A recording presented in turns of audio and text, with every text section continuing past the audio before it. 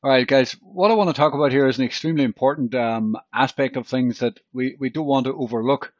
Now, at the top and at the bottom of every large move, at the top of every bull market or bear market, there is a large volume, right? This is capitulation volume, right? This is natural. This is normal. This is when you need to be, aware that there's a change in structure. There's a change in the market.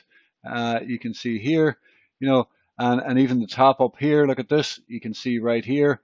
If I flip to the BLX. Okay, so now back to 2007, 14, 15, right? You can see large volume. Now this is very large volume for back in the day, right? Even look at this top, right? Large volume. Now look at the bottom right here, very bottom, large volume.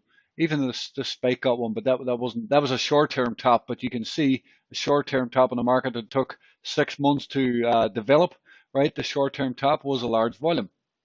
Now, if I keep going back here, and I'll go back to 2011, right?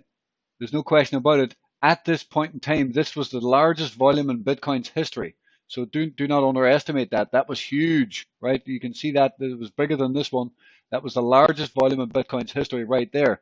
Now, this was the largest sell-off volume in Bitcoin's history, capitulation selling right at the lows. So at every single top, even here, right, there was 5 or 6 months afterwards, look at the large volume. Okay, so the capitulation top and bottom volume is extremely important in the market. Okay, if I take you back to BTC now, right? Do you see any capitulation volume here or here? Here? Nothing. I mean, it's a complete sign that this should not be the top, right?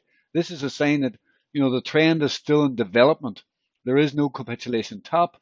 There's no capitulation buying or selling or anything of that matter on the large volume. According to volume, this market has not topped out.